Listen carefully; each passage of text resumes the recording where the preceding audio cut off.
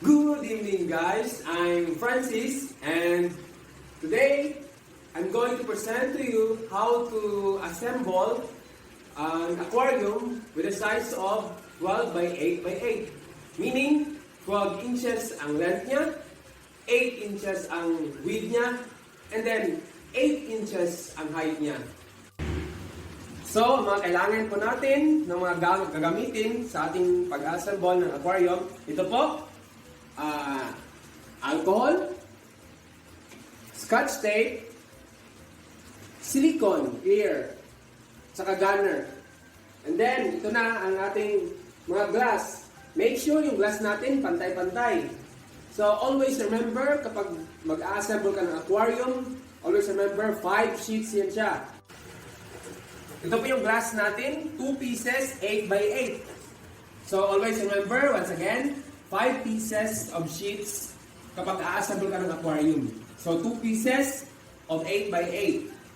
But actually guys, ito, hindi po to exactly 8 by 8. 8 by 7 point something. Kasi babawasan natin yan para masasakto siya sa loob. Ito yung gilid niya eh. So, 2 pieces of 8 by 8. Pero hindi talaga siya exactly 8 by 8. And then, 3 pieces. Ito po, 3 pieces. 12 by 8. 3 pieces, 12 by 8 na sheets. So, overall, 5 pieces sheets of glass. And ito, ang glass thickness po nito is 3 mm. 3 mm or 1/8. So, medyo manipis ang gagamitin natin na glass, no? And then, sa brace naman, 4 pieces na braces, 2 pieces of 1 by 12. 2 pieces, 1 inch by 12 inches ang length. And then, 2 pieces din, 8 by 1 inches. So, yun ang mga kailangan natin. Ulit-ulitin ko. Alcohol, scotch tape, silicone, 5 pieces sheets of glass, 1/8, and then 4 pieces for braces. Okay, let's start. I-assemble na natin ang 12 by 8 by 8 na aquarium. So, medyo maliit. But actually guys, nag-prepare ako ng asukal. Pero hindi natin itong gagamitin upang kakainin ba or something. So, nag-prepare na ako na medyo heavy na bagay in order na merong sandalan yung isang sheet natin ng glass. So, kailangan natin ng isang heavy na bagay. So, first, i-show ko muna sa inyo ang paano ibuo before natin lagyan ng silicone. So, ganito yan. So, first, kukunin natin ang isang sheet, ilalagay natin malapit sa asukal. So, lagyan natin ng konting space. Hindi talaga ididikit sa konti, lagyan natin ng konting space. And then, kukunin naman natin yung isa.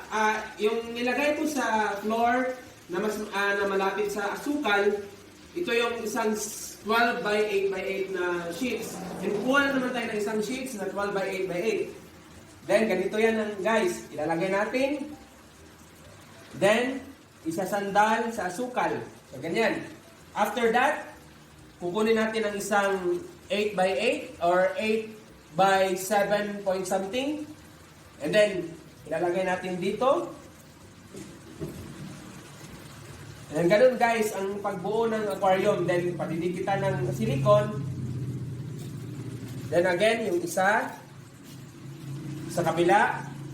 Padidikitan na naman ng silicone. And then, dito na naman sa harapan. So, ganun guys.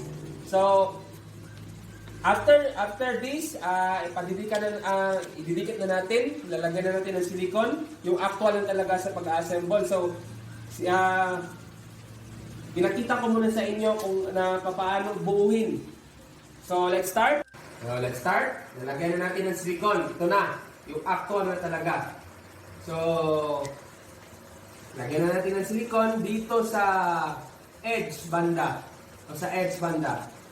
So, ginagamit ko yung finger ko upang hindi lalampas yung silicone. But sometimes, lalampas talaga eh.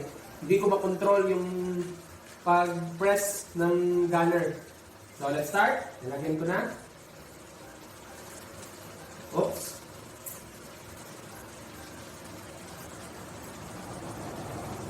Okay. So medyo marami dito, no? So i-adjust lang natin. Then, ilalapit natin ng konti sa asukal. Lagyan ng konting space. Kung sabi ko na yun, lagyan ng konting space. Oops. Then, ilalagay na natin ang isang 12 by 8 by 8. Irog pa natin. Then, make sure na talagang maaapakan yung silicone in order na didikit talaga siya. Ito. Then, yung purpose ng asukal, sandalan niya, paslan, yan. Then, lalagyan na natin ng silicone dito sa gilid para ilalagay natin yung 8 by 7 point something. First, sa ilalim. Okay, sa itaas na naman. Ito yung mahirap guys, yung sa itaas. Kung sabi ko sa inyo mahirap kasi maraming merong hindi nalagyan ng silicone, so lalagyan na natin. Okay. Then, yung scotch tape na naman, pinakita ko sa inyo guys, kukuha tayo ng scotch tape, konting scotch tape.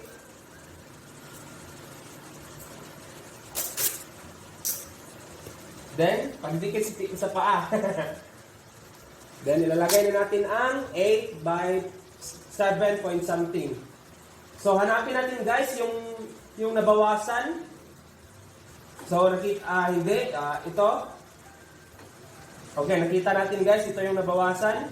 Para masasakto yung sa harapan na 12 by 8. Then, ididikit na natin. Make sure, sa tekniko kasi guys, inuuna ko dikit yung sa ilalim kapag sa gilid ko ilalagay. Yung first na gilid. So, iuna ko yung dikit dito sa ilalim na silicone. Maapakan yung silicone. Sa ilalim ko inuuna.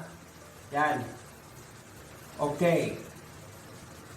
And then, matapos sa ilalim, dito na naman sa gilid.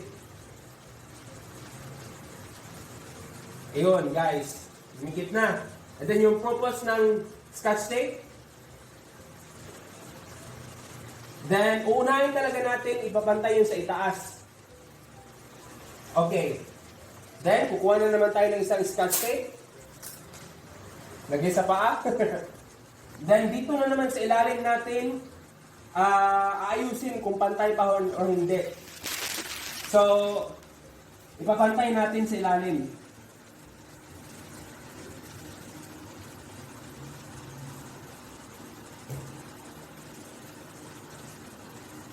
Okay, pantay na.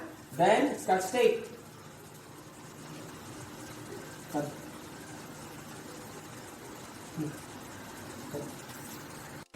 After that, magbuhugas muna ako. Lagyan ko ng alcohol yung kamay ko in order na ma-erase mawala yung silicone na dumikit sa kamay ko.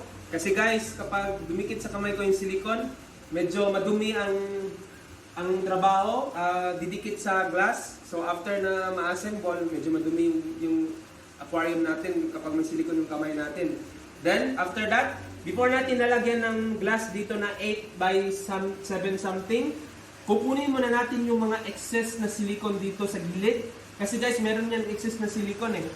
Kapag hindi natin yan ikukunin or dadaanan ng finger natin, titigas yan eh. Mahihirapan tayo na i-finishing yung gilid niya. So, dadaanan ko ng kamay ko in order na hindi siya titigas. Yan. Meron kasi excess. Yan. Doon sa itaas, may excess. Okay. Then, lalagyan na natin sa gilid. Lalagyan ko na ng silicone. Ito yung pinakamahirap guys, yung sa gilid. Kasi yung kamay. Okay, merong space. Madali lang yan. Punan lang natin ng silicone. And then dito na naman sa gilid, paitaas.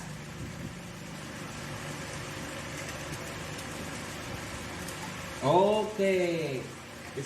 Malapit na tayo matapos guys.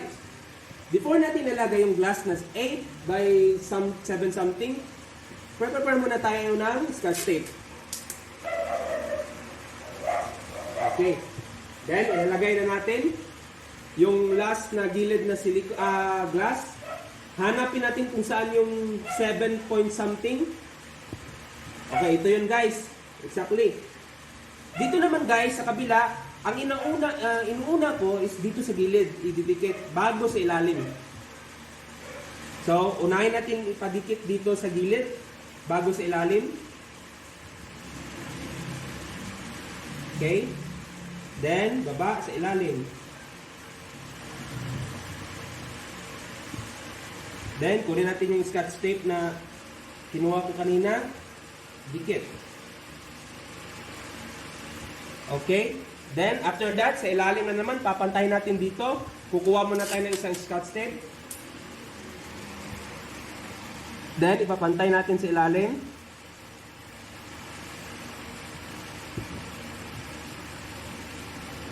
May exist guys na silicone.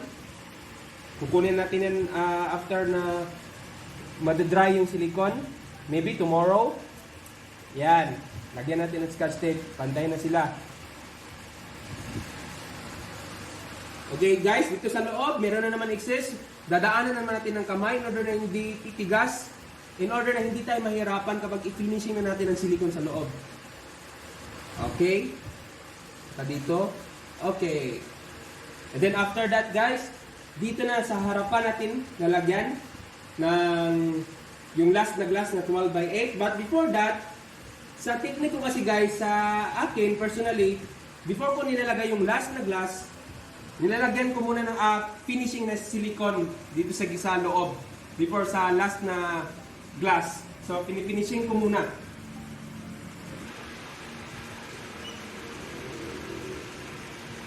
Okay, lagyan na natin ang finishing. Ang purpose ng finishing guys, in order na ma-make sure na wala talagang leakage pagkatapos ng aquarium na gagawin natin. So, lagyan natin ng finishing.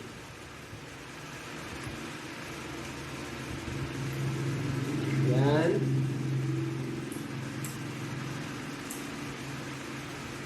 Okay.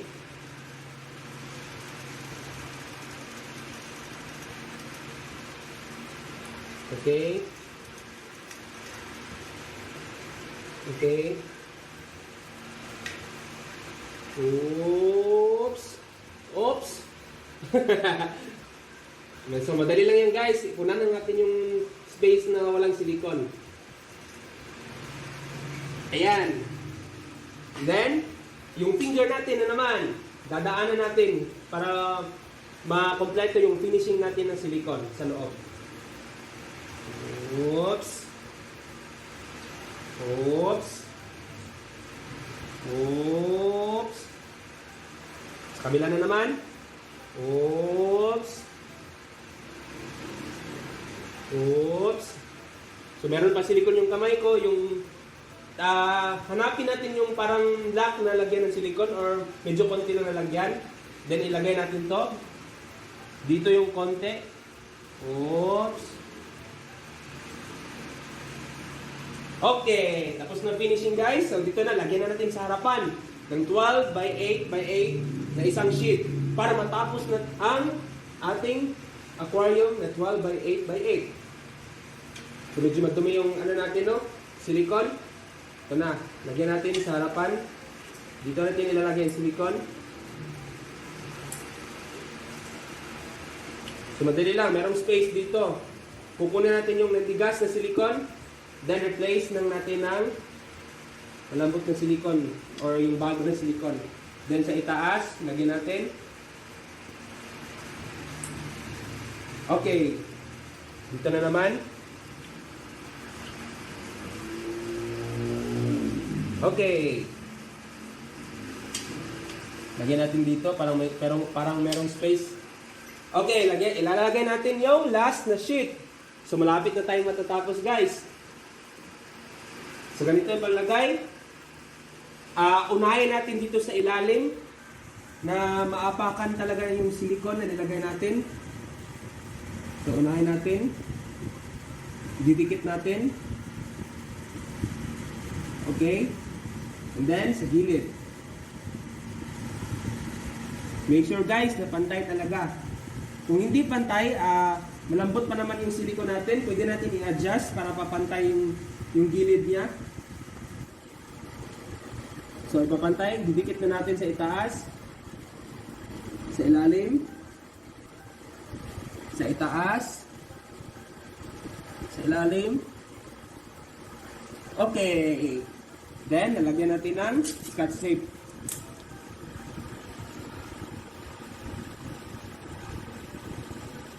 Sa ilalim, lagyan natin ng Scotch tape. So madali lang guys, madali lang talaga gagawa ng aquarium. Actually ito yung binibenta ko. So sa ang 12 by 8 by 8, binibenta ko sa halagang 150 pesos. So Scotch tape sa ilalim.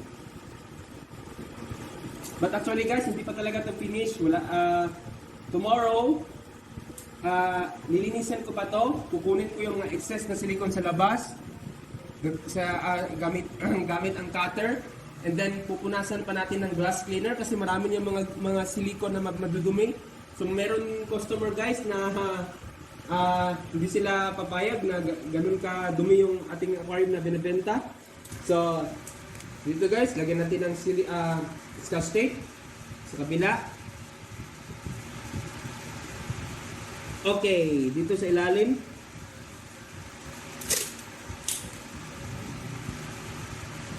Okay.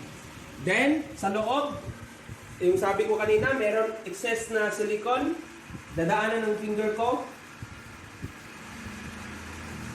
Then after that, finishing. Kasi dito lang natin finishing yung kanina ng silicone. So dito, hindi pa na finishing. So, i-finishing natin ng silicone. So dito ako sa kabila.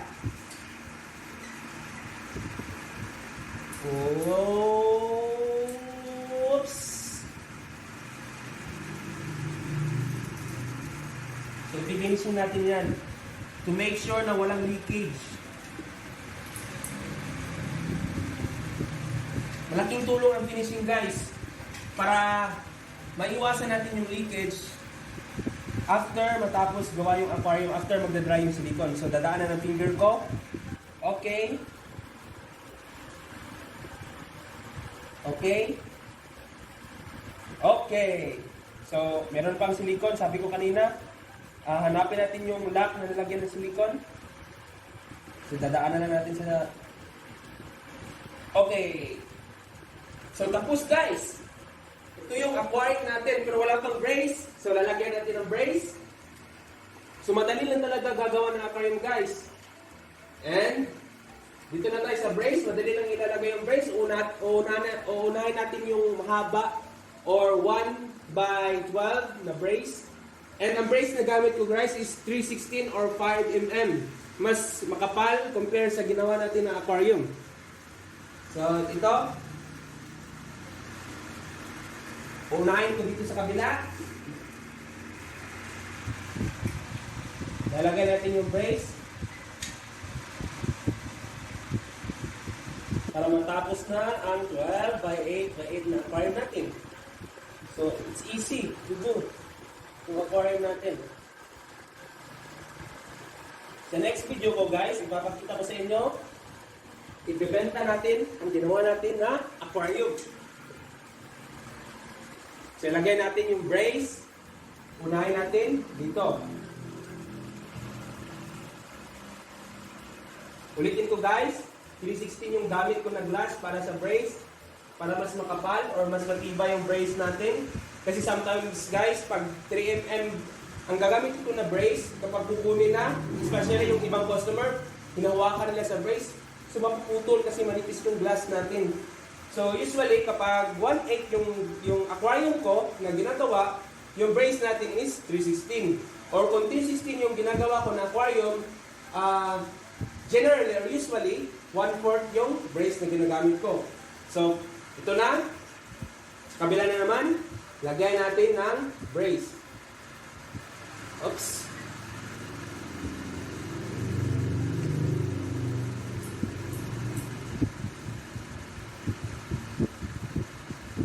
So, madali lang yan guys.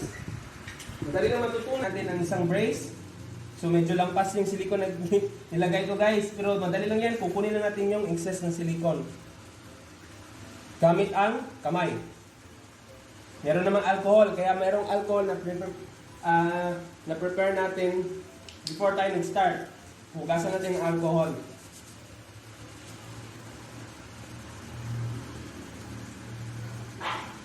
Okay. So ilalagay na natin yung dalawang 8x1 na brace. So malapit na tayo matapos, guys. Ito na. So sa paglagay natin, pwede na dot lang na silicone ang ilalagay. Ganun lang. Kabila na naman. So ganun lang. Then ilalagay na natin ang 8x1.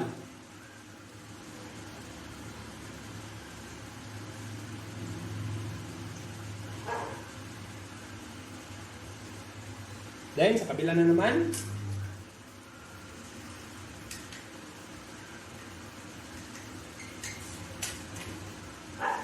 Sa next video, guys, ipapakita ko sa inyo, ibebenta natin itong ginawa natin na 12x8x8 sa halagang 150 pesos. So ilalagay natin ito.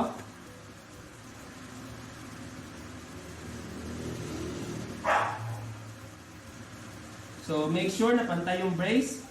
But sometimes, guys, yung pagkakat ko ng brace sa glass, hindi pantay. So hindi naman yan mapapansin talaga. Hindi naman importante yung brace kung pantay o hindi. Ang importante talaga yung pantay ang aquarium natin.